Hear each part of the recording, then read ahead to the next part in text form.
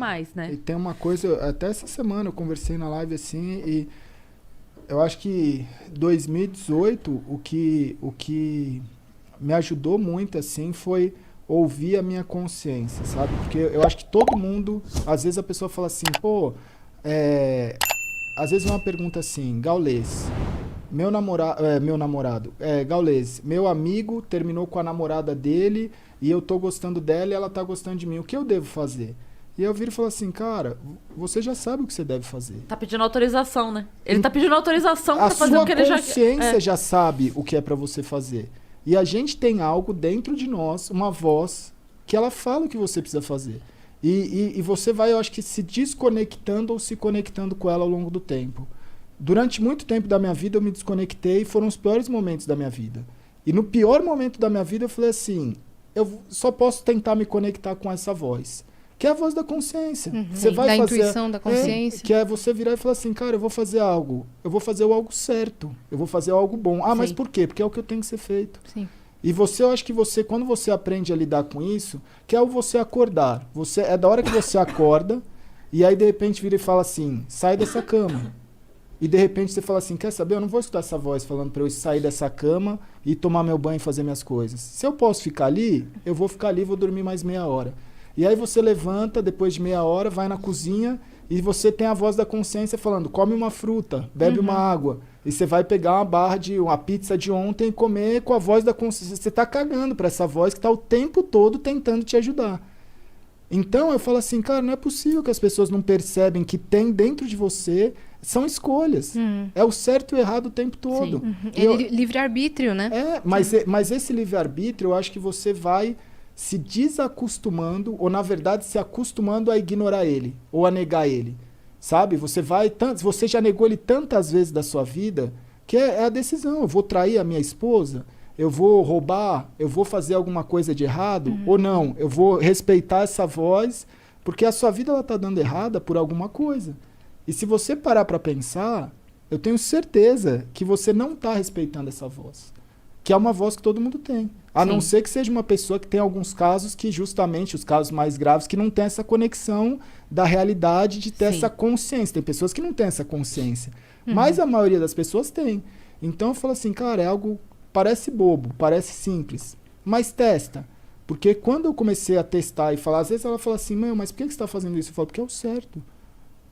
Não tem o porquê. Você faz porque é o que você tem que fazer. Porque você tem que levantar e tem que fazer e tem que... Sabe? E isso pode ser a questão de você levantar, isso pode ser a questão de você estar andando na rua e ver uma pessoa em necessidade, você olhar aquilo e vem uma voz e fala assim, mano, olha que situação, né? Ajuda. E você ignora aquilo e fala, mano, vou seguir em frente, esse problema não é meu.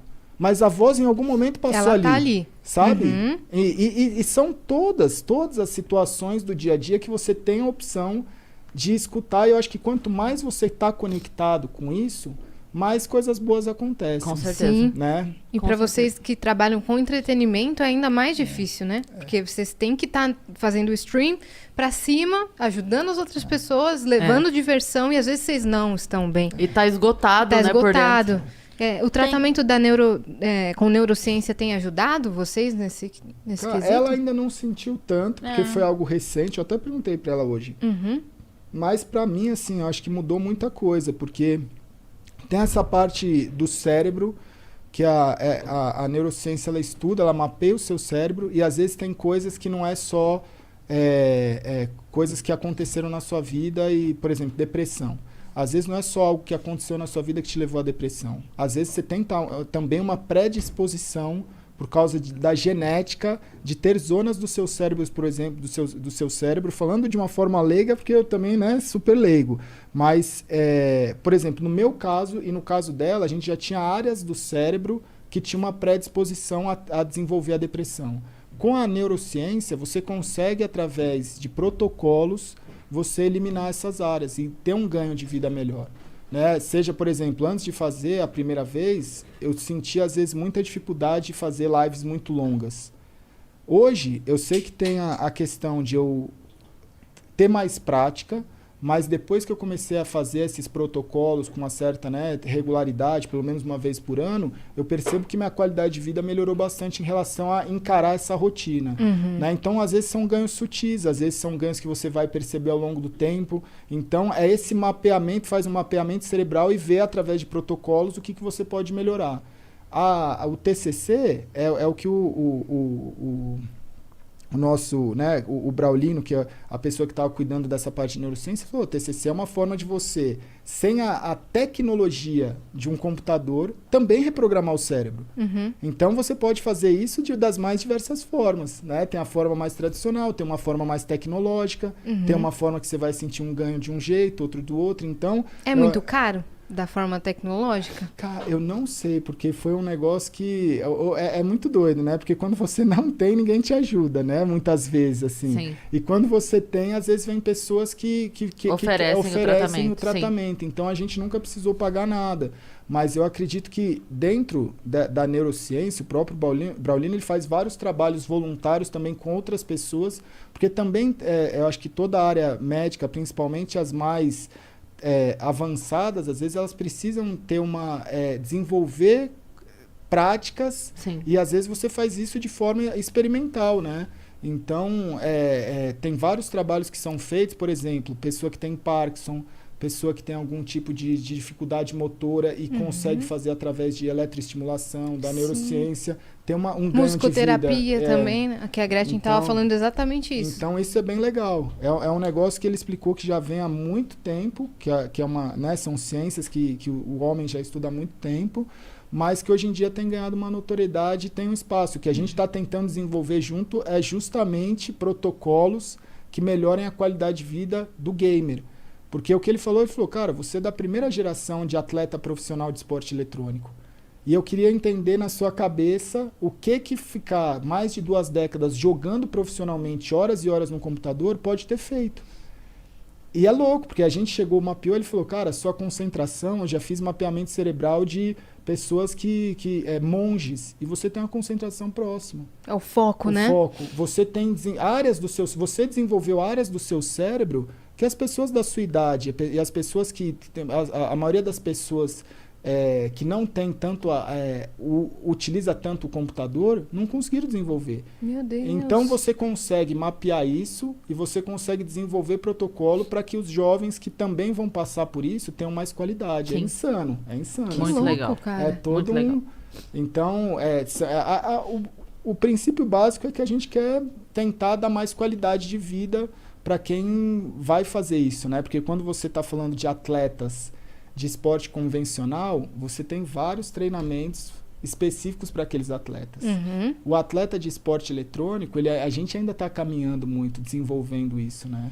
Como faz para treinar, né? É tudo mais cerebral, né? Do que físico em si. E até descobrir se se afeta em alguma coisa, né? Se isso causa algum dano. Sim. Sim, né? eu acredito que alguma coisa assim, da nossa geração, que a gente vai ver mais pra frente, porque a gente fica muito conectado e às vezes a gente deixa de usar o raciocínio lógico, porque a máquina faz por nós. Ah, sim. Sim. Qual foi a última vez que você escreveu, né? Com papel e caneta? Sim.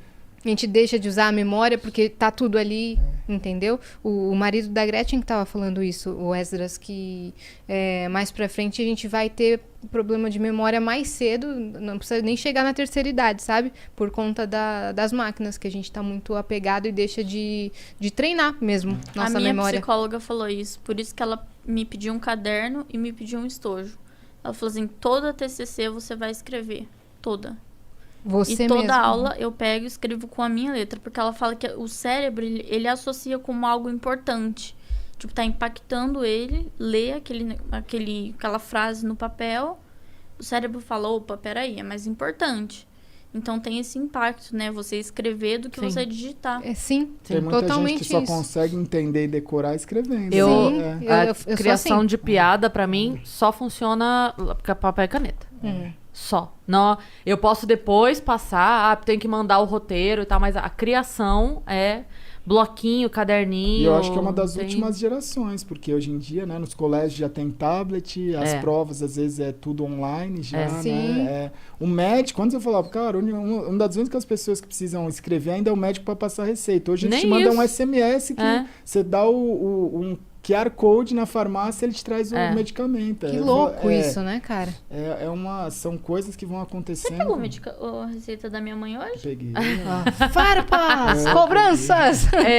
Deixa eu pedir pra nossa Paquita trazer um negócio aqui, que a gente tem um negócio pra vocês. Nós não somos formadas em TCC, mas nós temos uma lição de Nós casa, temos também uma lição de isso? casa. uma atividade especial pra que vocês. na verdade, certo. passa aí pra nós, Yas.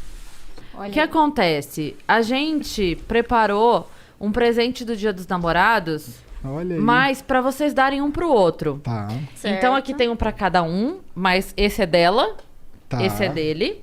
esse você vai fazer pra ele. Isso. E aí aqui a gente tem... Pode abrir? Pode? É simples, mas é de coração, olha aí. tá?